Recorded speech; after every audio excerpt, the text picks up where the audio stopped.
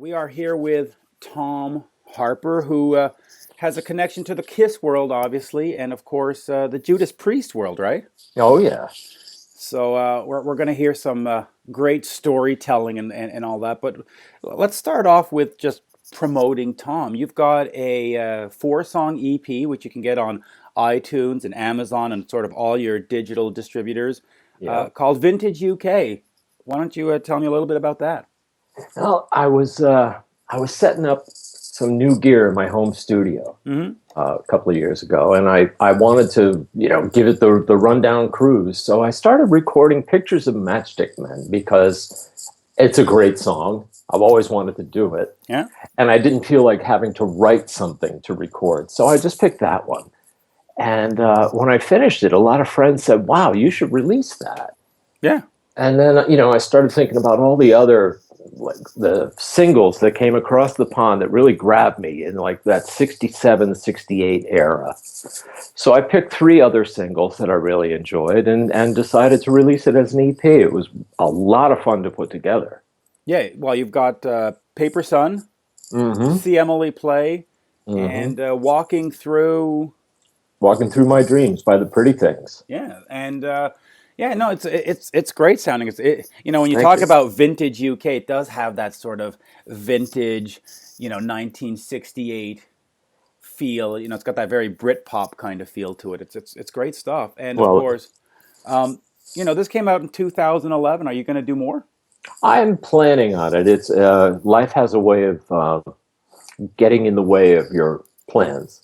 But yeah, I do have more songs picked out. I'll do another EP or three. Yeah. Yeah. By that you mean you had kids, right? No, no, no, no, no. My That- kids are grown. oh, they're grown. They're out of the house and stuff, right? I've got a son who's been on tour with Beyonce for the Really? past year. Yeah, By on tour, do you mean roadie or do you mean on stage? he's her photographer. Oh, very cool. That's really cool, actually. It So, is. if fans who are Kiss fans or Judas Priest fans decide to go to iTunes and check that out, they're going to go, "Oh, wow, here's some Tom Harper music." But for the Kiss fan, this is not the first time they're going to have heard you on an album. Yeah. Let's go back in time to 1980. Now, June of 1980, I was 11 years old. I interviewed Gene Simmons for the first time about their new album, Unmasked. And of course, Uh-huh. the one question I didn't ask Gene was, did you play bass on this whole album? Because the answer would have been No. no. So tell us about how you are on Unmasked. Well, we were in production rehearsals out at Pink Floyd's warehouse in Queens, and Paul had this great song called Shandi. Yeah, It was, a very interesting, sort of a pop ballad. yeah, And Vinnie Poncia was producing at the time, and he'd sit there and play the piano, and he had worked with Paul on this particular song. And when we got into the studio, they'd say, "Oh, well, what are we going to work on tomorrow?" And Paul would say, "What about Shandi?" And Vinny would say, "Let's wait." And one day, Gene called and said, "I'm not going to be in tomorrow. I'm not feeling well." okay. And Vinny reached into his bag, pulled out a cassette of Shandi. He said, "Learn this. You're playing tomorrow." And that was that, much to my amazement. But my understanding at the time was, all right, you're gonna play, and they'll get the drums and the guitar down, and when Gene comes in, he can play the bass part. Yeah, so let's just look at that. Did you think you were just sort of doing a scratch track, and for fans that's sort of just a basic track just to sort of get a feel for a song, or did you actually think, oh, I'm recording bass for a Kiss album? No, I thought it was a scratch track. Okay, You know, um, because there were no promises, and it was like I said, Gene had the option, right? right. He's the boss. But when Gene came in, it was a Friday that I played. It took us all day. Not that it took us all day, just set up and all of that. We actually got it down in a minimal number of takes, if I recall. Right. But Gene came in the following Monday and listened to it, and he said, "Good, let it stay." And I was amazed. Well, I'm amazed that Gene would say that because you think as a fan, you think, well, the artist wants to represent himself and he wants to be in control and he wants to, and he's just like, yeah, all right, good enough. All right, move on to the next song. Was that a shocking kind of reaction, you think, for you? It wasn't even, his attitude wasn't good enough. He actually liked the track. And Gene, in my experience, Gene was kind of open-minded about other musicians. He listened to a lot of different types of music. And, as my impression was that he liked the track, he thought it did the song justice, and that was good. Right. And I was flattered. When I saw Gene, I don't know, a while ago in New York City at the Bottom Line.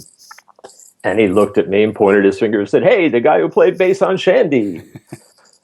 It's a great song. But does after they said, okay, we're going to keep this track and we're going to keep Tom on bass, do they give you a contract that says, a secrecy contract or some kind? Because, when the album No. comes out, you don't want people running around going, hey, I played bass on this. They did not. Okay. There was, I got paid for the session. Okay. And later on, when the album was released and it went gold, Jane Grod in the Aucoin office made sure that I got my gold album, which is still on my wall. I'm very proud of it. Very nice. And no, there was no. It was kind of understood when you worked with them that you didn't run around blabbing every little thing. You ended up out of a job. Yeah, I think that's also something that's different in the business world then and now. Now everything has a contract with it. Back then, it was sort of a circle of trust, for the lack of a better word, right? It was pretty much. I mean, I was in the inner sanctum with those guys. I lived in the studio with them. Right. Myself and Tex Holmes, who was Ace's guy. Right. And we just did our jobs. And that one day, my job got very interesting. Yeah. I can imagine you're running over to your family and your girlfriend or whoever at the time, going, I'm on this album. Look at me, right? Yeah, I was amazed when it was released. They were on tour and they got to Australia, and apparently Shandi was in the top 10. Yeah, it was. And then I got word from Australia that they were going to play it live. Wow, that must have been. And of course, you're thinking, am I supposed to put Gene's makeup on, or does he figure this out? What happens now? There was a question. Gene wanted to know how the bass part went. Did you have to show him? No, I said, well, listen to the record. That's how it goes. Yeah, he's got an ear for that kind of stuff. Yeah. If I can, if it's not too forward, how much do they pay for a session back in, I guess it was late 79, early 1980? I think I got $500 for the day. Which is actually not bad. It wasn't bad. Given considering the when it was, I mean, almost 35 years ago, 34 years ago? Exactly. Yeah, it was not bad. It was a nice, I felt well treated with that. I didn't expect anything, so $500 extra was great. And the only time I look at it and go, it's like when you think about how well that album did. Yeah. And, gee, if I could have got a penny per sale, it would have worked out to a little more than $500. Especially with the remasters and some back end points would have done you well all these years later, right? Mm-hmm. But they are smart guys, and they don't distribute the wealth that way. So it's every fan's dream to show up and play on an album of their heroes, whether it's Kiss or Metallica or Judas Priest. Mm-hmm. But they don't just pick you out of a crowd and say, "Hey, you with the long hair over here, come play on our." How did they know you? Where do they? How does Tom Harper end up in a studio with Kiss? Well, I had worked the Dynasty tour as Paul's roadie, and I was also in charge of all the wireless gear. Okay, which was brand new, sort of back in those days. Oh man, was it? So I have so many horror stories about, actually the Spinal Tap stories, I should say. So go ahead. Well, I was going to say, let's get into all those stories, but let's even go further back to the beginning. How do you become a Kiss roadie? Because right now, the only way to become a Kiss roadie is to win a contest, or you inherit it or something. How does one become a Kiss roadie in I guess it was 79, since it was a Dynasty tour? Well, yeah, your music career has to go down the tubes and leave you stranded in Manhattan looking for work. Right. Okay, I moved to Manhattan. I was in a band called Bucks, Okay. and we were working on our second album. Our manager passed away. Okay. He discovered Aerosmith. Oh, so was Yeah. that Stephen Krebs or No, that was he sold them to Krebs? Lever and Krebs. His Okay. name was Frank Connolly. Okay. He passed away and left us in his will to his sister. His lawyers got us a new management deal with a guy named Andy Cavalieri who Okay. managed Grand Funk Railroad. So off we go to Woodstock. We record 4 tracks with Andrew Lou Goldham from the Rolling Stones producing. And I moved to Manhattan thinking this is great. We're on salary. Everything's going to work out fine. Uh-huh. And for some reason, Andy decided, no, I'm Wow. not interested. And I got the phone call like 3 weeks later. There I am in Manhattan and no salary. Really? So I started working, immediately looking for another musical opportunity. And I found this great singer-songwriter that had some great material, and it was good fun. And I said, yeah, I really need to earn some money though. And he said, oh, my producer can get you a job at SIR in New York. Right. SIR is The rehearsal Studio studio. Instrument Rentals. Right. Oh, is that what it means? SIR? Yeah, Oh, I never knew. yeah. I just know it's a place where people go practice before they go on tour and stuff like that. Well, that's we're getting there. Okay. So I work there. You deliver equipment all over the city. Uh-huh. You've got bands rehearsing in the place. Pretty big operation. And Yeah, and still is today. Kiss came in to start rehearsing for the Dynasty album. Dynasty album or Dynasty tour? I believe it was the album Okay. they were rehearsing for. And Ace had a couple of Vox amps that were giving him grief. And I knew how to fix them. I was one of those bass player guys who, tinkered around with amps. And I built a bass amp when I was a kid. So I knew how to fix Vox amps. So I got those in order. And his guy said, wow, you should come to work for us. Right. And I politely declined. Again and again and again. I didn't want to go on the road, but Kiss fans listening to this just collectively groaned when you said that, right? I know. Well, I was following my own music career, but after a while, they didn't let go. They kept saying, "Oh, you really should, And I finally had an interview with Fritz Prostlewaite, who was their tour manager, Right.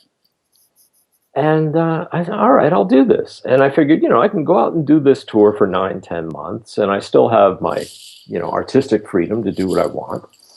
And that was how I ended up doing it. And when I first started, I quit at least once a week, because it was an immense amount of pressure. Yeah, well, let's look at all this pressure. So, the band had those 4 solo albums that were sort of a commercial failure. They had done the Phantom of the Park movie, which was sort of goofy. Mm-hmm.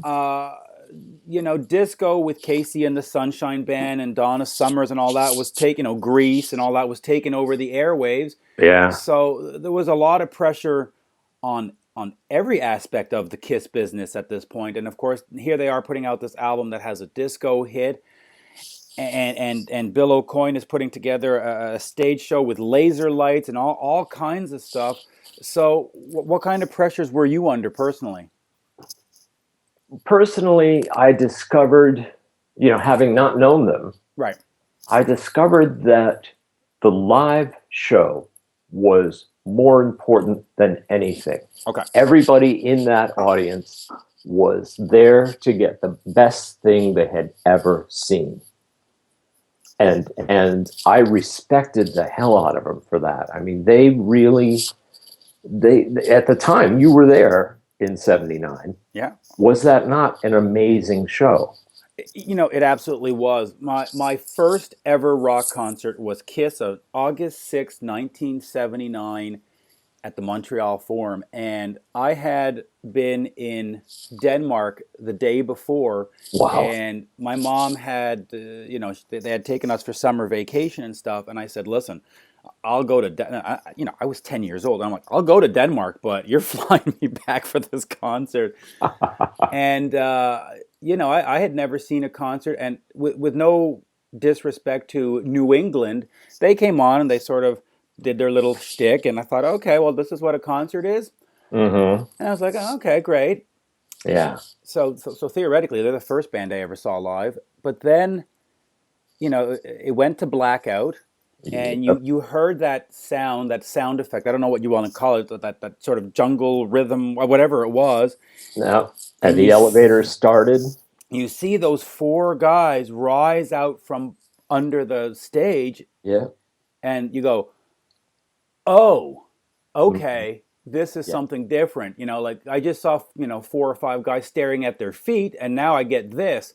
Yeah. And, you know, don't ask me whether they sounded great that night. How was Paul's voice? Did Peter play drum? I don't care.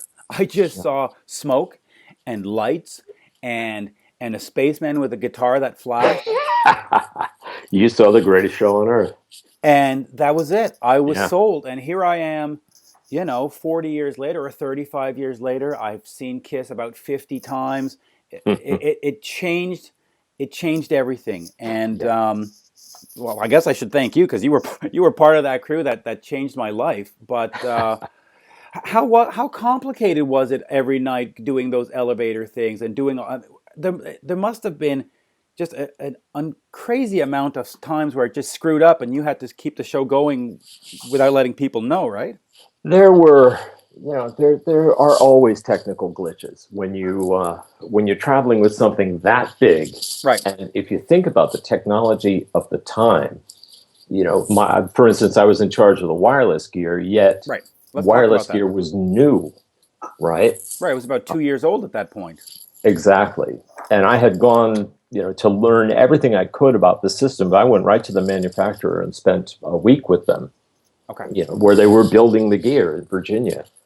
And there's still, knowing everything that I did, there was no way to prevent the Air Force from coming through. When we played in Montgomery, Alabama, and there was an Air Force base nearby. And everything was quiet during the day. My frequencies, I would pick different frequencies, the Right. quietest ones. And right at showtime, you hear, and later on, it was immortalized in the movie Spinal Tap. But that was a real moment. And Paul is looking at me like, well, I'm not doing it, you know. Uh, but those moments where you're either the wireless gear is singing or the flying rig on Gene got stuck a couple of times, which Yeah, and he was, loves that, right? oh boy, he he came down out of the truss once. He used to fly straight up onto the truss, Right. and he'd do his bit and do the blood and all that, and then come back down. Well, we had the guys who ran the flying gear were from Disney. They were Disney riggers. And For the whole tour, or just this one show? for that whole tour. Okay. All right. Um, the cue, he would point with his left hand at the audience menacingly, and with his right hand unhook the right hook off his hip. Right. He wore that truss like to lift him up. Right. And then he'd point with his right hand and with his left hand undo that clip. Well, the clip got stuck. And he fiddled with it, and then walked toward the guys operating the rig.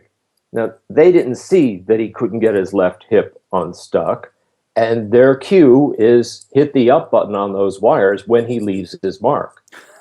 So they hit the up button, and up he went by his left hip. The bass was, he had let go of the bass, so the strings were just singing. And he was hanging, I don't know, about 4 feet off the floor by his left hip. And you hear the angry Gene. Quite a spectacle. Yet the audience looked at it and thought it was part of the show.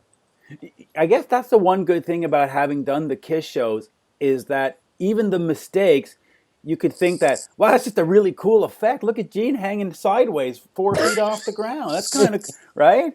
Yeah, I'm sure the people in that audience went home and not one person said, "Oh, did you see that screw up?" They almost said, they all probably went home and go, "You see how cool Gene was tonight?" exactly, exactly. But the critical piece of information, and I'm sure everybody knows by now, is that Gene doesn't like heights. Right. So every night he conquered his own fear to get up on that lighting truss because the audience deserved to see the spectacle. Right. And that And you have to respect him for. I absolutely respected every one of them for what Absolutely. they did, Yeah. you know.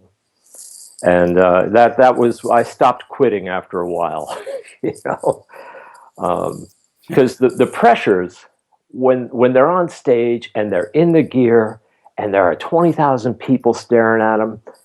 Paul would knock his guitar out of tune on the mic stand. You know, he dances everywhere. Right. And he'd knock it out of tune and come and yell at me about it. You know, they were ferocious when they were in the getup. You know, so that was the pressure that I was talking about. You've got these guys they're on the tight wire, and the slightest little thing goes wrong, and they look to their support people, and a lot of times it wasn't a nice look. Yeah, it's got to be a completely thankless job because when the show goes off great without a hitch, the fans go, "Wow, Kiss was great tonight. Wow, Rob Halford and Judas Priest was great tonight."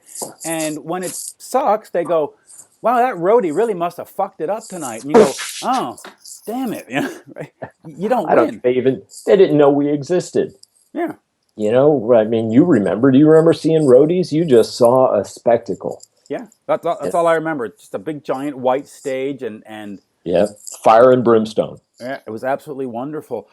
You know, back in the day, or now, as you read Paul Stanley's book and as you read, Ace's book and Peter's book, the Dynasty tour in particular seemed to be very hard on everybody in terms of where they were emotionally, for the lack of a better word. Um, Yeah. how was it backstage? I mean, was Peter so out of control? I just described because there's we're going to put another guy up there in the suit to replace Peter, and Peter's drunk all the time, and Peter's mad all the time. How was it back there? How was the vibe with the guys? It was pretty well hidden from us. Okay. Oh, from you too.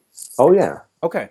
Now what went on in the dressing room was, no one was privy to it except for the wardrobe people.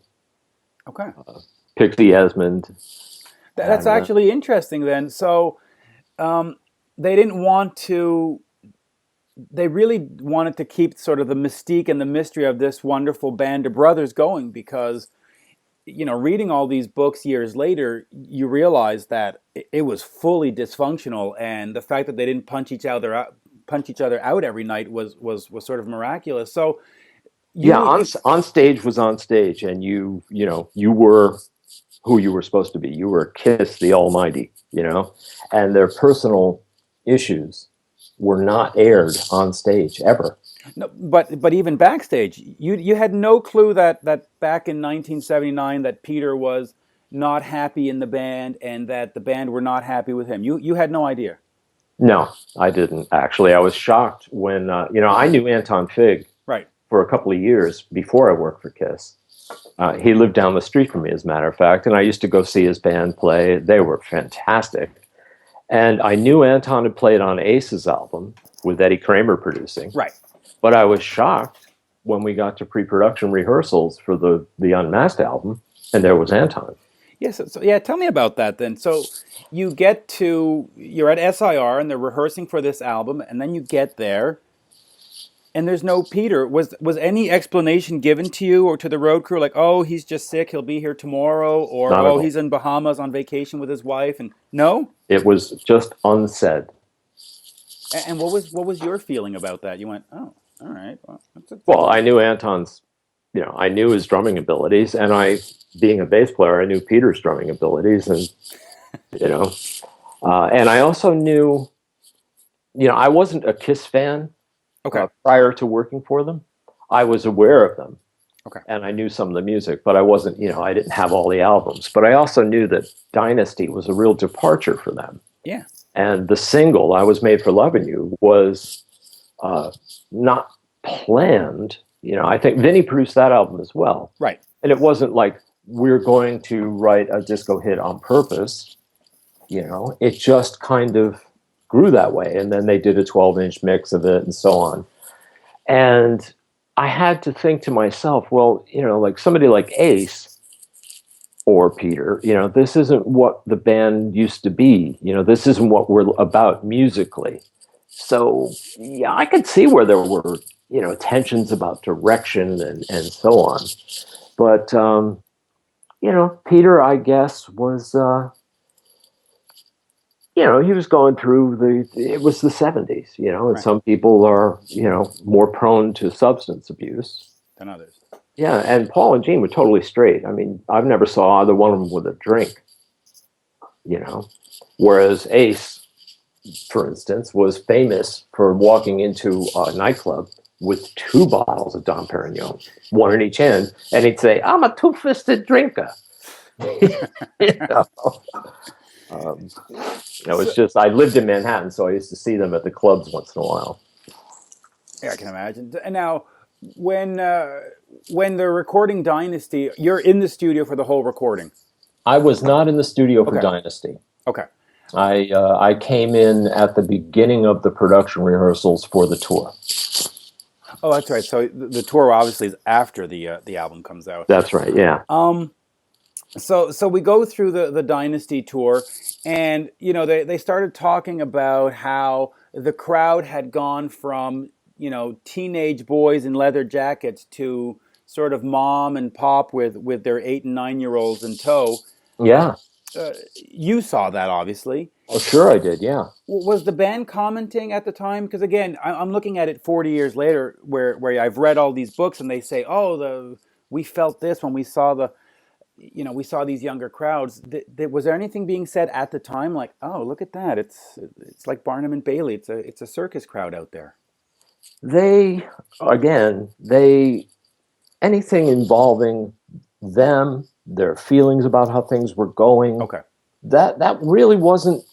It was amongst the 4 of them, and amongst with Bill Coyne and the management people.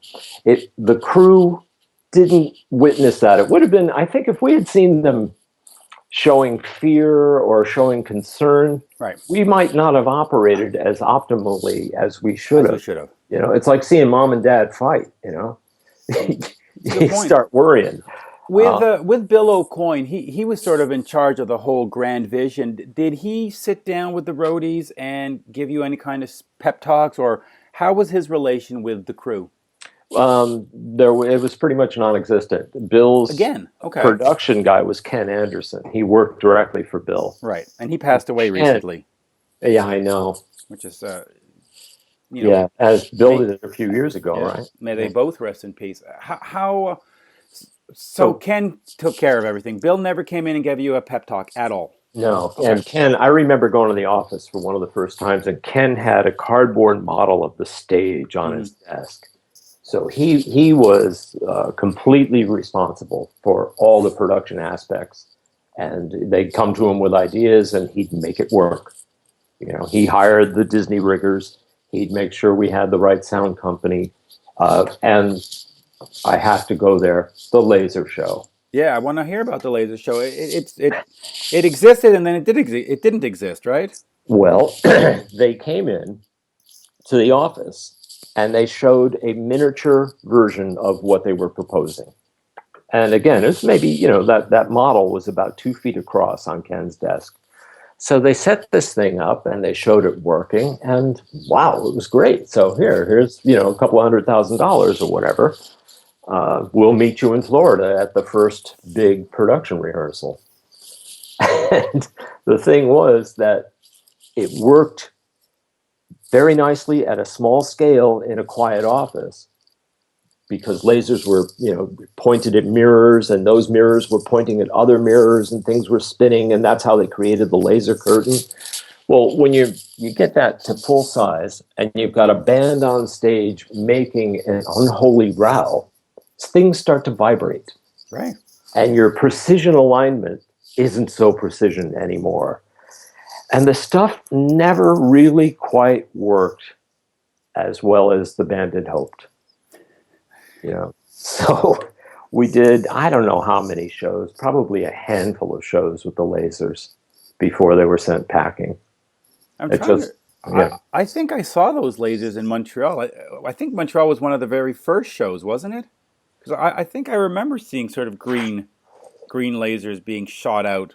If you saw either Ace or Paul had a laser eye and Ace had a laser guitar, that would be the thing that would trigger the memory more than the laser curtain. Yeah, I don't remember that.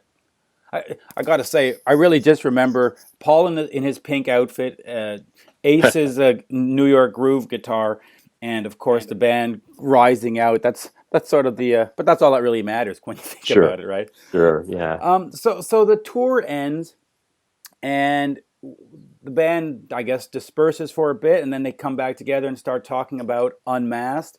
Mm-hmm. Yeah, they go off and start writing, and thinking about what they're going to bring to the table for the next record. And now you're called into the studio for Unmasked, though, because now you're working on Paul's gear. Right. Yeah, we worked, actually, Tex and I were the only two guys in the studio for the entire duration of the recording of Unmasked. And of course, Anton Fig rocks through the door, and you go, "Oh, hey, I know you." I think it was something like, "Anton, what are you doing here?" And he says in his South African accent, "You know what I'm doing here." Were you surprised to see Anton again? I was, but again, for me as a musician, I totally got it. But at this point, you must be thinking, okay, now we've got a problem. And then, of course, at some point they say to you, Peter has left. Or do they say to you, we fired Peter? They, let's see. First of all, Anton also played on Dynasty. Right. So 2 for 2. Yep. So, and Peter played on a couple of songs on Dynasty, possibly. I think he played on the song Dirty Living, the one that he sings, actually. Exactly. He played on his song. Right. So, so there, we got through Unmasked, and then it came across, Peter was working on I'm trying to remember the sequence. Oh, word came down that Peter had left the band. Okay. And that they were looking for a new drummer. And the auditions started for that. They were in a studio. They started getting tapes in from drummers everywhere. And the process of listening to the tapes and figuring out, okay, who do we actually want to see? Do you remember who they might have auditioned that might be sort of a recognizable name? I do not. Okay. I do not. I remember Eric. I just remember Eric because it was so clear. That's the guy. That's the guy. What's funny about it is that one of his audition tapes has him singing to the song Shandi. Oh, I didn't know that. Oh, I'll have to. I think I have that somewhere. I'll have to send it to you. They had him sing over Shandi. Wow. Which is quite interesting, actually. So he comes in. Now, were you on the Unmasked tour that went off to Australia? No, actually, after Unmasked was finished in the studio, I sat down with Paul and I said, look, if I was good enough to play on your record, I really don't feel that I can be your roadie again. And he said, I knew I shouldn't have let you play on that record. Was that a decision you regret, though? No. No? Okay. No, I was being honest. I was being true to myself. If you've played with the guy, you've played his song, you've played a bass part that he obviously liked enough to have on the record, to go backward and to be now the servant again. Right. Which essentially you are. You're the servant. Sure, you're absolutely. The slave. I just felt like, I had that fire in me to want to do something more musical again. And I ended up playing with G.E. Smith from Saturday Night Live. in the Saturday Night Live band or Yeah. part of? Okay. Oh, not in the band. No, he wasn't in on Saturday Night Live at that point. He had a solo album and did a solo tour in the U.S. opening for Squeeze. So I did that with him. That's kind of cool. But now back back to the Kiss world for a Yeah. second. Yeah. Peter leaves and he does Out of Control, Mm-hmm. which, not that it matters, but there's a song on there called By Myself that I've just always loved, and I think it's one of the greatest unknown songs. But It is a nice song. it's a great song. Yeah. And you were pegged to be part of the Out of Control tour. I was the music director in his band. I hired the other musicians who were going to play with him. So who had you hired to play with? Because, I mean, obviously the tour never took place, right? Right. So tell me about that. Who had you hired? What was the plan? And, because if I go back to that interview I did with Gene when I was 11, he talked about a touring Kiss world, and he talked about all kinds of these things that never happened. Right. And here's another thing that never happened. So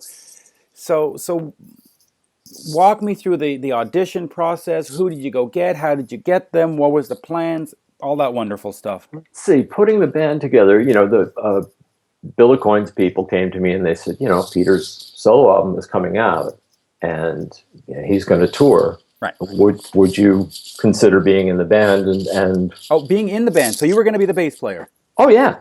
Okay. Oh yeah, I was the bass player, and Peter and I discussed whether or not he played drums or sing, and I said, Peter, I really think that people want to see you up front.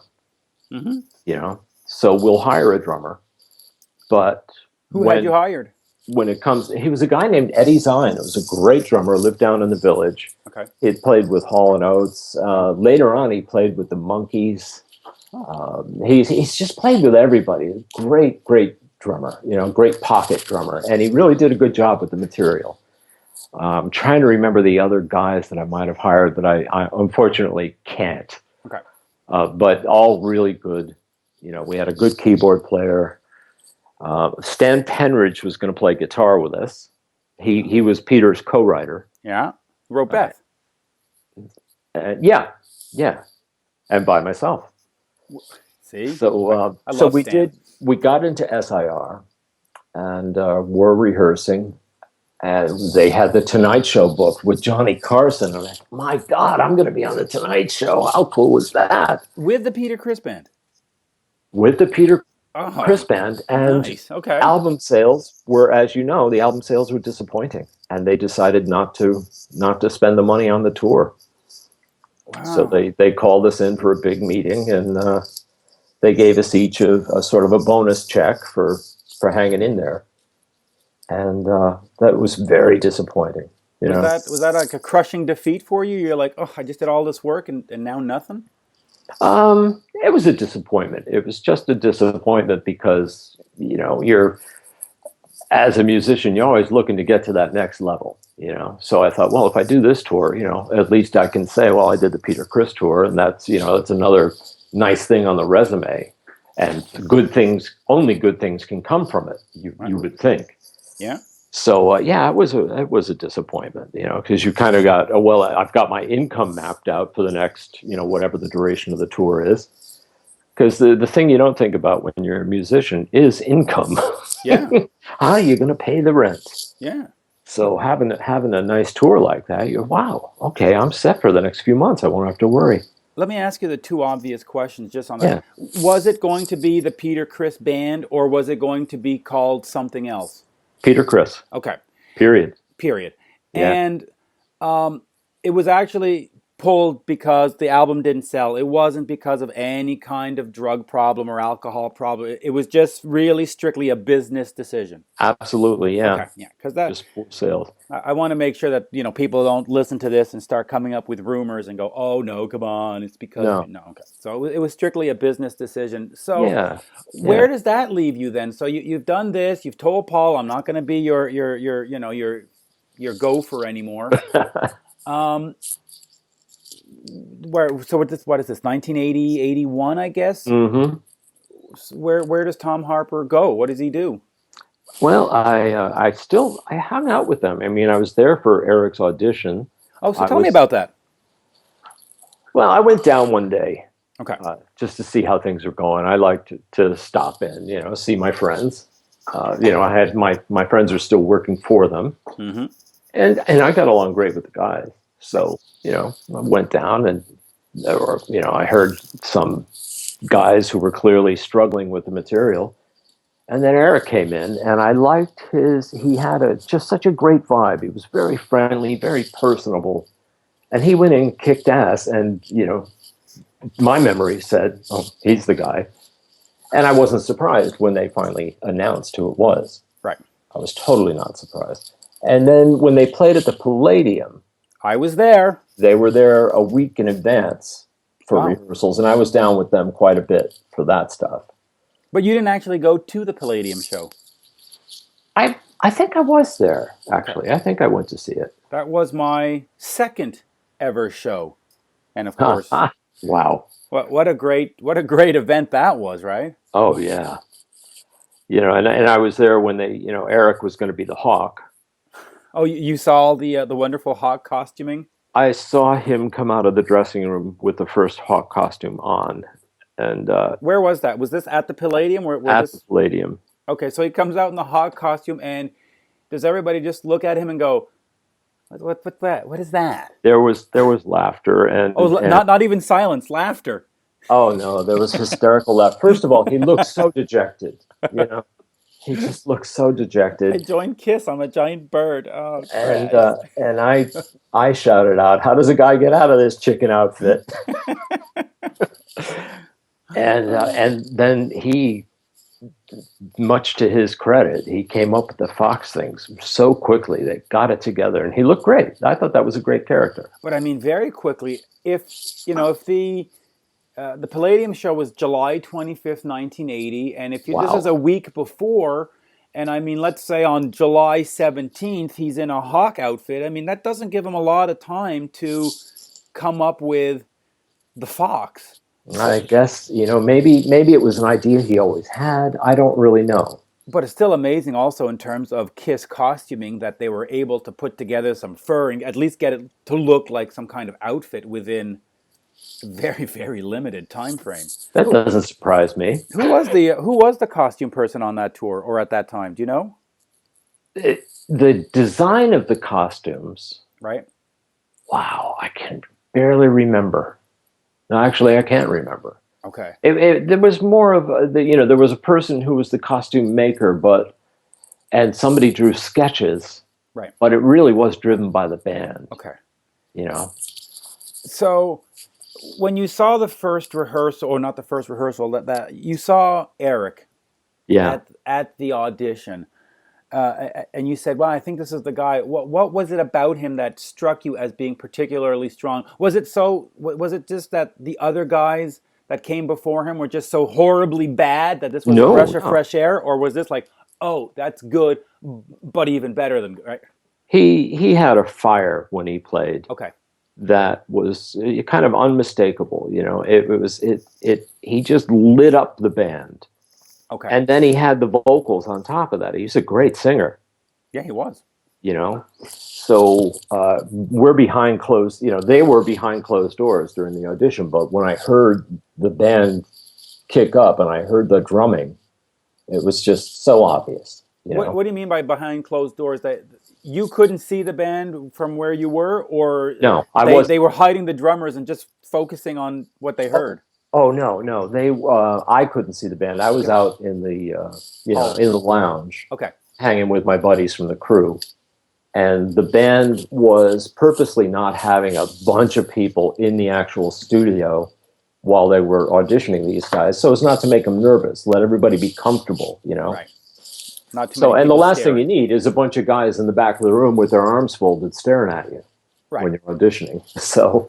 It was just that way. They wanted to create the best environment, for the best atmosphere for these guys to come in and try their best.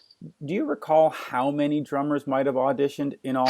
I mean, did they say, "Oh, Eric is our 15th drummer we've tried out. We can't take it." Like, was there any number roughly? It seemed like a week of auditions with each drummer like an hour or two a day. So like 7 days times maybe 4 or 5 guys. Yeah. So ballparking it, we're looking roughly around maybe 30 people audition. Possibly. Wow. Possibly. Yeah. Oh, I don't remember, but it was, it seemed like an endless trail of drummers. Well, okay, so I guess I can put it this way. It wasn't 3 guys, but it wasn't necessarily 100. It was somewhere it was more than just a couple of people. Yeah. There were hundreds of audition tapes. Wow. That's for sure. I can imagine. Yeah, the office was flooded. So you're on the Dynasty tour. It's a big tour. You're Unmasked and all this. Did you ever stop and say, "Wow, I'm working for Kiss. This is great." Every night when John Hart said, "All right," whatever the name of the city is, "you wanted the best, you got the best," I'd get chills. And I still do. When we were talking about the elevators early on, the sound of the elevators going up, I got chills again, 35 years later, because it was such an incredible experience. It really was. And then knowing them personally, that took some time. You had to figure out who they were on stage, who they were off stage. It was that you can't just work for somebody as an automaton. You want to know who you're dealing with. You want to know how you can best serve them. How did they treat you off stage? Did they take you to supper? I mean, were you at the Outback having steak together, or was it like, "Hey, dude, pack up my guitars and we'll see you on the next tour in 6 weeks"? The crew traveled separately. We had the show was so big. We had, what did we have? 8 trucks and I don't know how many buses. At least 4 buses. We were a big show for that day. Yeah, for that day. You say 8 buses now or 4 buses now, and people go, "Yeah," and because now they're traveling with 16 or 20 or 30. But exactly. Back then, that was a huge show. It was a huge tour. We couldn't do 2 nights back to back in different cities because it took so long to set everything up. And the crew traveled in the buses as we were supposed to, and the band flew. Oh, and they stayed in different hotels because they didn't want, you've got the economics of a massive crew. Mm-hmm. You're not going to stay at the Four Seasons with that crew. Right. They'll be at the Holiday Inn. The band will be at the Four Seasons. Yeah, and I guess the crew takes that as they should, right? It's not an insult or to be mean, or it's just it's economics. And you're on the crew. That's that's what it is. Yeah. So we didn't get to really hang out much until there was the pre-production rehearsals, which were business-like, right? And then afterwards, when we got into the pre-production rehearsals for recording Unmasked, then it's just 4 guys in a room with their songs. There's no makeup, there's no 10-inch heels. It's just musicians. So I got to know them that way. It must have been very interesting, especially back then. Because I'll hark back to this interview I did with them. When I interviewed Gene, he came on with no makeup, and that was so very strange to see, right? Yes. You expect the demon to show up, and then here's this guy in this brown leather jacket at Oates Management, and you go, "Oh." Mm-hmm. It sort of changes your perspective on everything. It's 2014 now. Do you still get out to a Kiss show once in a while? Do they invite you? Or if you wanted to go, let's say you want to go to that show in Saratoga, like I mentioned before, could you just phone up the office and say, "Hey, I was the roadie," and they'll put you on the guest list? Or I don't even know who manages them anymore. Doc McGee. Oh, interesting. I don't know him, but so the Oates office, if it were still in existence, right, I'd have that outlet. Okay. But since they've gone through, since the Bill no longer manages them, obviously, I don't have the ins, and obviously I don't have a direct line to Paul or Gene. Okay. So I suppose if I wanted to, I could go and try to catch them coming in for sound check. Right. And I doubt very seriously that I'd get turned away. If I saw Gene or Paul. You would hope they would remember, right? I'm sure they do. They're smart guys. They remember. As a matter of fact, there was the thing about me playing bass on Shandi came to light when they released a box set. Mm-hmm. I don't know if it was 10 years ago or more. and they credited everybody who had played on every song. Yeah. And I was contacted by Ken Sharp, who was writing a book. Right. And he said, and I said, well, how did you find me? And he told me about the box set. And we did the interview for the book. And Paul, when I look at the book, Paul was quoted as saying, yeah, the weirdest thing about recording Shandi was looking around the room and there's Tom Harper and Anton Fig, and it wasn't Kiss. Right. Yeah. Well, it was the first Paul Stanley solo song in Kiss, I guess. And then later on, as the years went by, he did more of that stuff as Gene went off and did movies and stuff. So you were a trailblazer in the in the Paul goes solo, calling it Kiss world. Yeah, I guess at least I was present when he was having his moment with his song. But it's a great song. I wish they would play it more often. We're up to 50 minutes here, and we still haven't even started with Judas Priest. So maybe we can get through Judas Priest in 10 or 15 minutes here. Sure. So you don't go on the Unmasked tour to Australia. The Unmasked tour of the United States and Canada never happens because it fell apart because it was scheduled to happen. Yeah, and I believe Unmasked didn't chart well in the United States. It did very well internationally. Mm-hmm. Really, really well internationally. But the States, it didn't get that much play. Yeah, and listen, it was a combination of changing times and doing an album that wasn't, I Stole Your Love and some of the harder stuff that Kiss does. It was. You had the Cars and you had the Knack and you had disco and the world was sort of changing and Kiss wasn't part of it for that small window of time. But how do you end up with Judas Priest? And how do you reconcile the fact that you had said, I'm going to go be my own guy because I'm good enough to play on a Kiss album. I'm going to go do, and then how do you go and say, okay, I got to be a roadie again? Well, Judas Priest opened for Kiss on the Dynasty tour. Okay. On at least a couple of legs. And I got to be really good friends with them. Right. I don't know, at one point they said, you're our favorite American. You're not like the others, they said. But, I'd hang out with them. We'd go to clubs and so on our days off. And now fast forward to 82, I finished the G.E. Smith tour. Right. And, he had to go back to work with Hall & Oates. And the drummer from our band also went to work for Hall & Oates. The guitar player, whose name is Ricky Bird, ended up with Joan Jett. Yeah, he put out a solo album just recently. Yeah, and it's great. He's a wonderful, wonderful artist. He deserves more exposure, quite frankly. Yeah, he does. And but I couldn't find a gig. I could not find a gig. So, I'm back to work at SIR because I got to pay the rent. And one day I went in on a Saturday night and there was Priest. And it was like, hey, old times, hey, blah, blah, blah. And they were getting ready to go off to Pennsylvania for a pre-production rehearsal for the Screamin' for Vengeance tour. Good tour, good album. And Glenn said, I haven't got anybody to take care of my guitars. Would you be interested? And I thought, oh, yeah, what the hell? Let me get out of here, And off I went. I went home. I got a bag of clothes. I got back to SIR, got on the bus, and woke up in Pennsylvania somewhere. Was it just on an emotional level? Was it like, oh, I got a gig and here we go again? Or was it like, fuck, I guess I'm not going to be the bass player who's going to be on, 16 magazine, Like, how did you feel? I was glad to have a job. Okay. Yeah.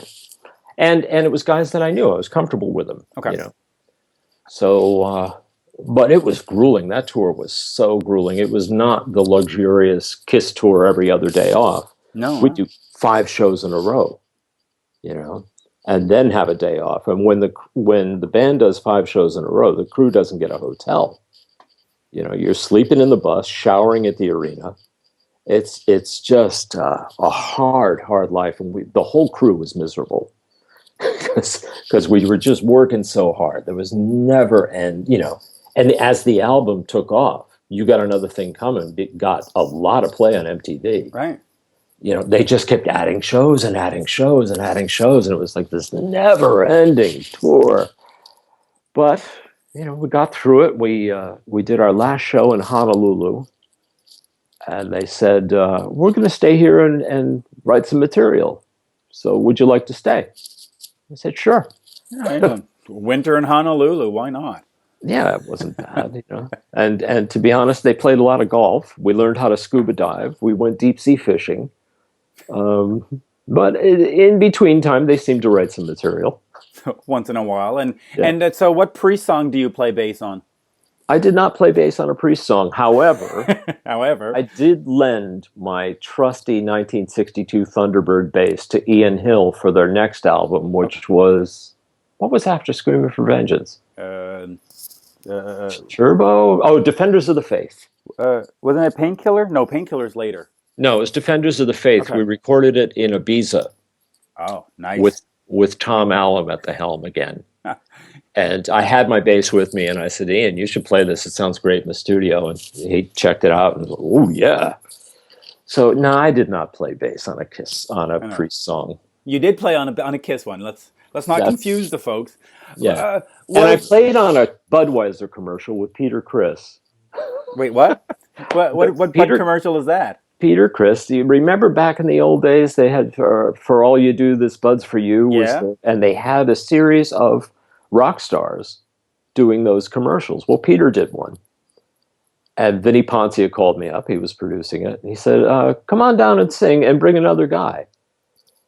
Bring somebody else." And I got Jerry Marotta from Peter Gabriel's band, and we did backing vocals on this Bud commercial. Look at you. You've played with all the Rock and Roll Hall of Famers: Peter Gabriel, Hall & Oates, Kiss. Yeah. Mm-hmm.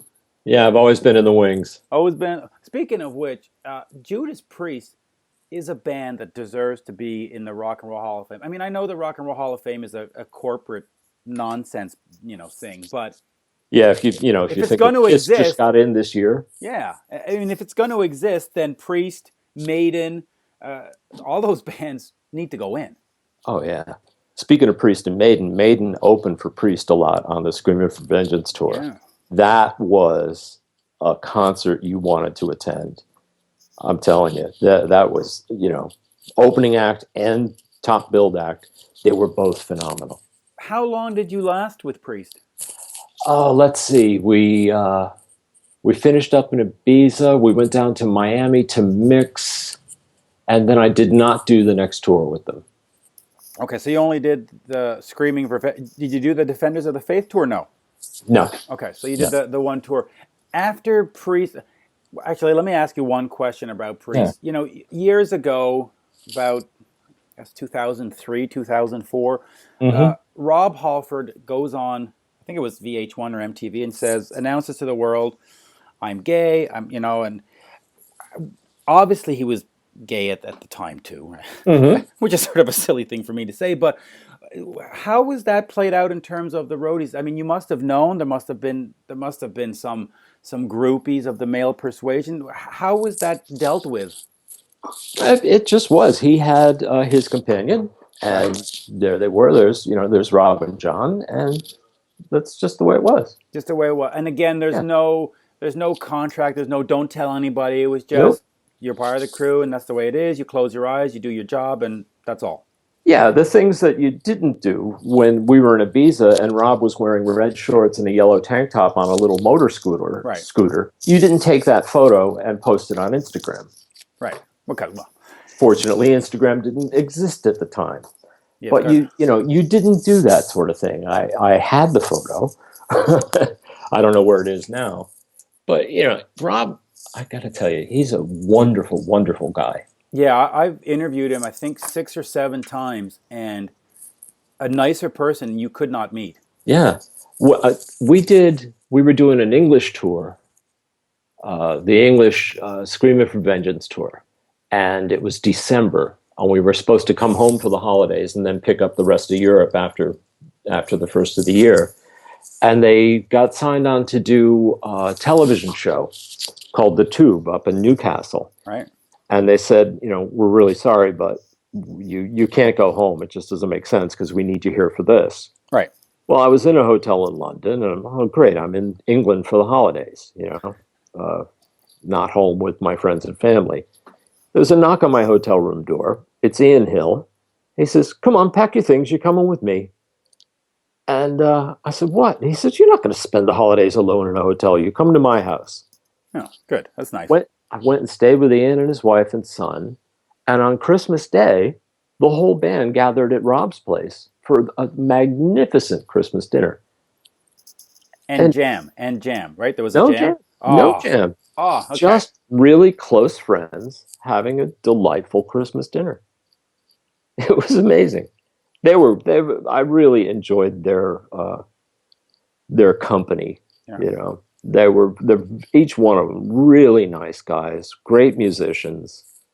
I had just a wonderful experience with those guys. Yeah, I can imagine, and it's good to see that Rob finally went back to the band. I mean, it's been, I guess, a decade now that he's gone back, but it was just so wrong when he left. And I know, I couldn't, that thing of a main guy departs and you hire a guy from a tribute band like Yes with this guy who isn't John Anderson. Yeah. Come on, you can't do that to your fans. Now, listen, Tim Ripper Owens is a great vocalist. He's done some great work. It's not to diminish what he's done, but Rob Halford, I mean, he's the metal god. You don't just throw the metal god to the side and pick somebody else up, right? Rob's not just a singer. No. That's the thing. Rob commands the stage. He is Rob Halford, and you don't replace that with a voice. No. There's a whole persona behind it.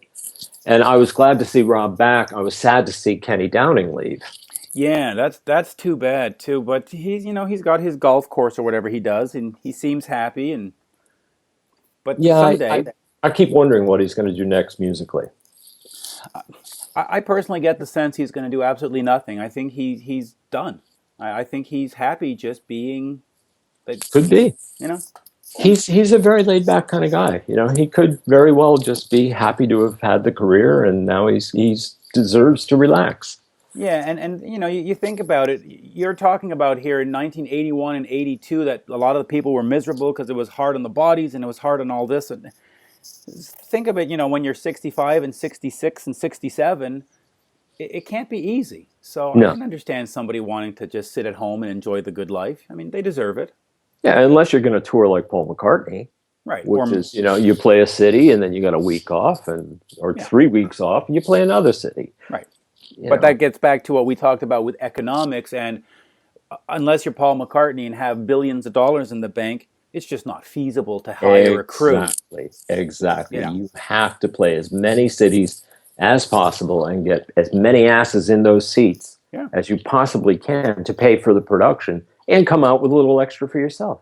Yeah, absolutely. Because that's what I think a lot of fans sometimes don't realize, that is just because Kiss is, not playing Montreal tonight doesn't mean that the guys on the bus and the Crows and all those people are still getting paid. They're still on the clock, Oh, yeah. Who else have you? Are those the two main bands, or have you done any other touring or road teching or? No, I toured with Hall & Oates on their Big Band Boom tour. Oh, that was a good tour. Which was a ton of fun. Oh. That was a lot of fun because I knew I knew G. I knew the drummer Mickey. He's from Connecticut, where I'm from, and it was like a family tour. It was, and there were, it was a lot less pressure. Big show, but not that same intensity that with a Kiss show.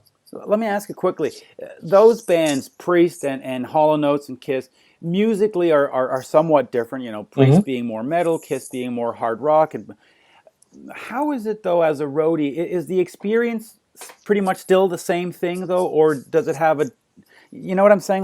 Well, here's the deal: you get X number of trucks, right? They're full of black boxes on wheels. You back them up to X hockey rink, right? Any town USA. Unload all your trucks. Set your shit up. 8 o'clock, house lights go down, and there's a show. Okay. And you've been working nonstop, and you're going to keep working until the last truck is loaded. And I'm also at talking about do promoters treat bands differently in terms of, oh, that's just a heavy metal band? Mm-mm. No. Okay, so Yeah. so there really is no thing. There's no difference. I mean, a guitar case is a guitar case, and Yep. all the stuff around it, the fans and the promoters, it's all the same thing. It's a job. Yeah. Okay. You day to day, you get your gear out, you set it up, you make sure it's operating correctly, you tune your guitars, and away you go. I guess the And only difference is that at a Hall & Oates show, especially back in the 80s, there must have been just a lot more ladies than at a Priest show or at a Kiss show, right? at night, yeah, during the show, sure. During Okay. the day, it's just an arena full of roadies. That doesn't sound very glamorous. It's not. It's not a glamorous job. No.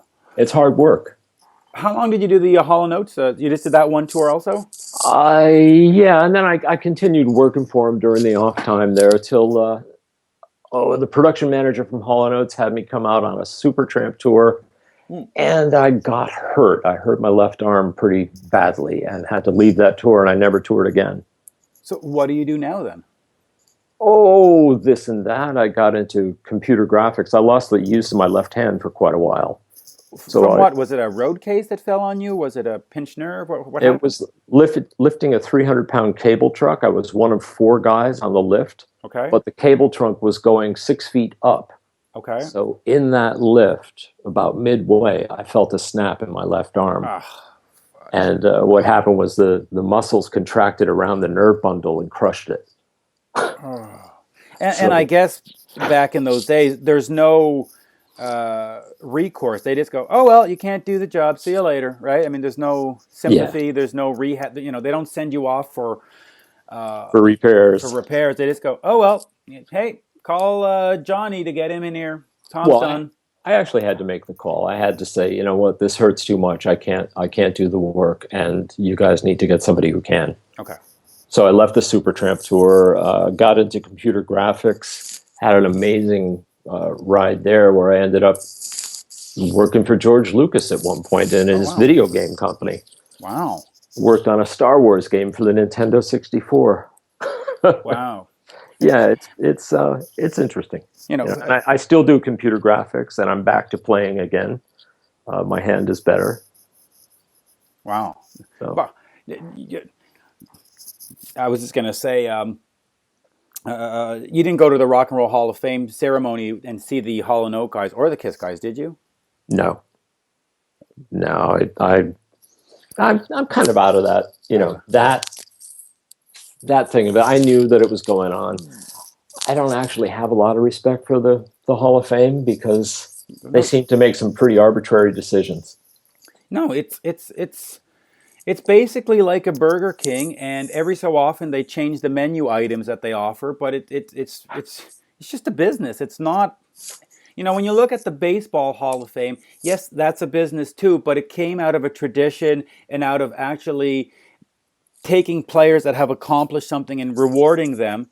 This one is like, you know, we like Patti Smythe, we'll put her in. Well, no. Or you know, if it's going to be called the Rock and Roll Hall of Fame, what do some of those bands that are in it have to do with rock and roll at all? Yeah, but you know, to me, rock and roll is a specific area, right?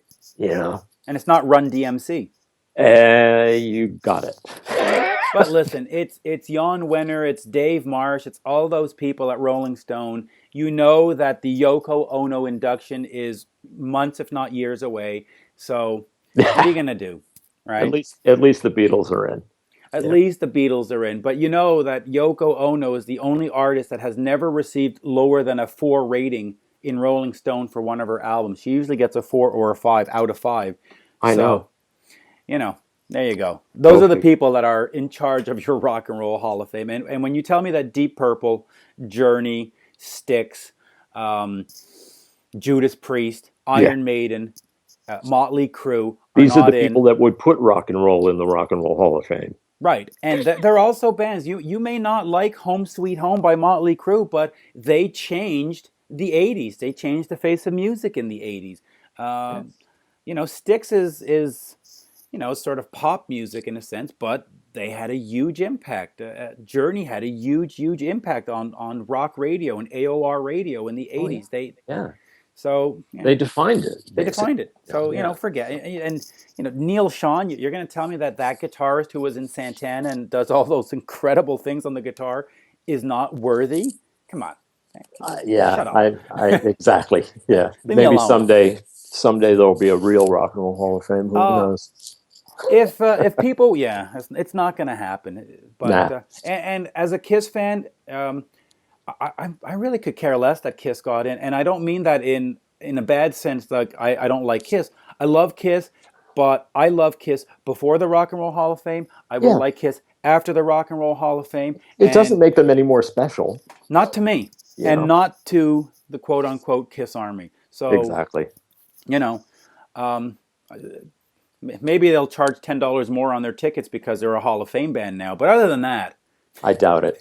I think Paul Stanley's reaction to the whole Hall of Fame thing pretty much says it for the whole band. You know. oh, Paul Stanley, Axl Rose, and I think it was Sid Vicious, or who was it? The not Sid Vicious. What's his name from Johnny Rotten. Johnny Rotten?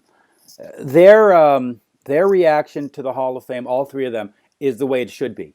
Yeah. Axl Rose said, "Screw you," Yeah. and Paul said the same thing, and good for them. That's the way it should be. If people want to find you online to get the Vintage UK or to talk Kiss or for what, where can they find you? Vintage-uk.com. Okay. Yeah. Go to iTunes. Go to Amazon. iTunes, search for TF Harper. You'll find it. That's why I go by TF Harper professionally. It's an easy search. Yeah, it really is. And of course, I guess if you don't mind, people can find you on Twitter using TF Harper or That's TF correct. _Harper. That's right. Yep. Follow the tweets. Get some great Kiss stories. Today, you tweeted out a picture of your backstage Dynasty laminate. Yeah. With my T. Harper guitar pick. Yeah. What is the story of that? Was that something they just made for the crew, or was that your actual bass playing pick? Oh, no, the pick was mine. I had them for years. Okay. Being a musician, I had my own picks. And I decided instead of having a photograph, I decided to have my pick laminated. That's funny. That's funny. Anyway, but you know what? Since that was my first ever show and first ever tour, and you were part responsible for making that happen, I just got to give you a heartfelt thank you. I mean, it changed my life 35 years ago. That's cool. I kind of figured it might change a few lives, but this has been a great hour that we spent together. I enjoyed talking to you. Yeah. Well, thank you, and we'll do it again. We'll dig up some great Kiss stories and talk about Paul doing this or Gene doing that, and we'll do it again. Yeah, sure. We will. But thank you. It's been a thank you, pleasant Mitch. Sunday morning. Yeah. Enjoy your brunch. Thank you. Have All a good right. one. Take care. You would like to ask me? Why do you have makeup? Oh my God, what a question. Maybe we should go. Why do we wear makeup? Yeah.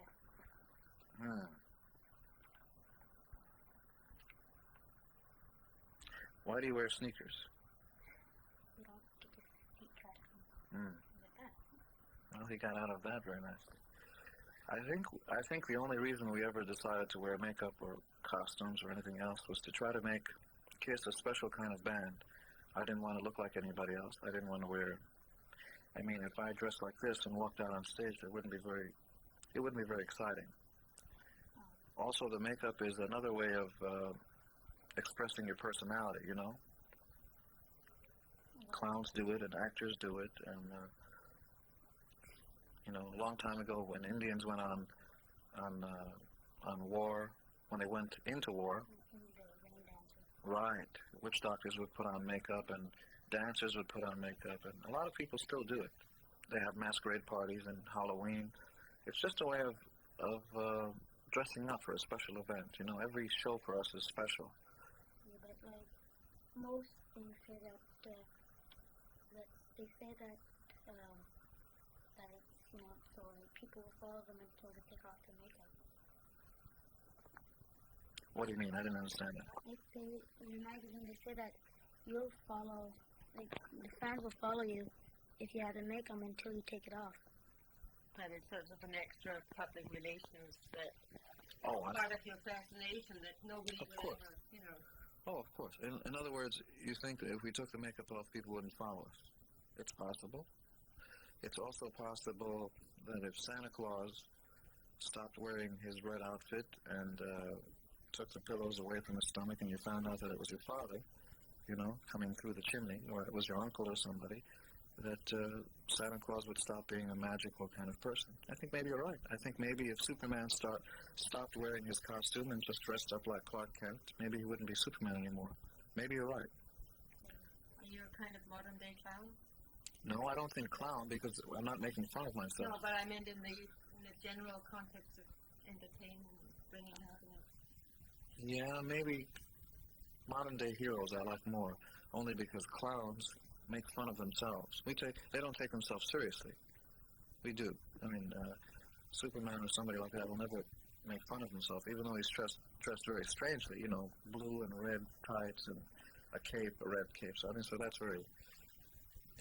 It's not normal for a man to wear that. Now that doesn't mean it's good or bad. But I don't think clowns is the word. Maybe heroes. Do you have anything else? Well, what do you think about the people who sell things without you knowing about it? What do you think about people who sell things without us knowing about it? I don't know. I bet you do. I think it's, you know, if they have a good time, I think it's okay for them.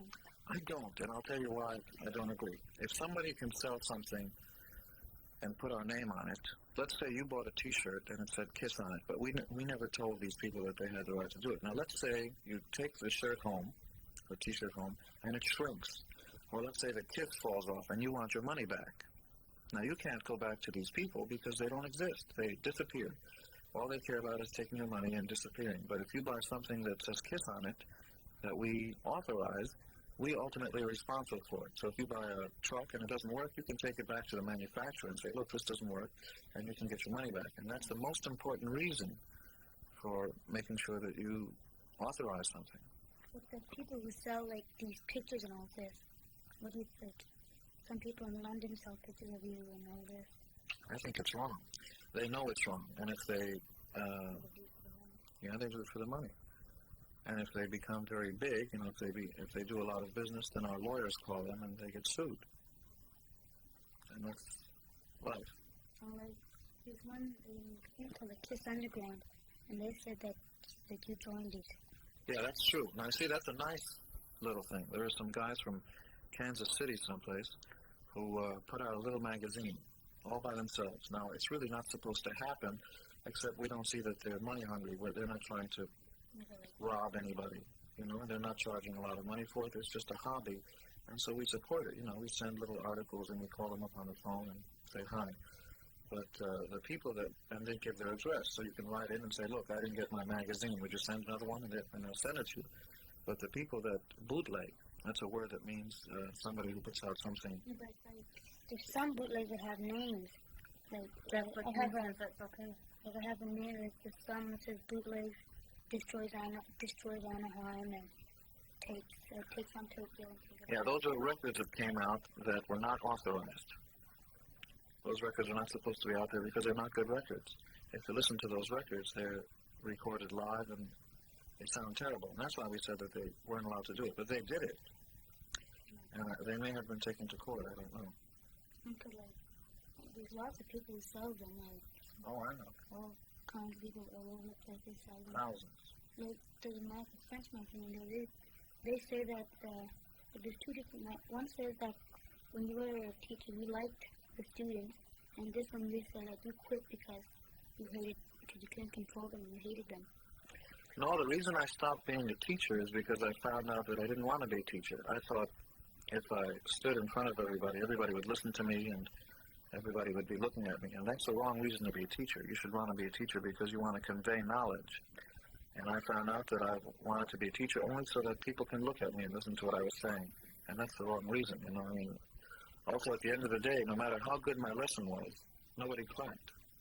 Nobody went, yay, that was a great lesson. And that's what I was looking for. 6th grade. What course? English, right? All of them, when you teach 6th grade. What is period? Do you have a... I already asked that, okay?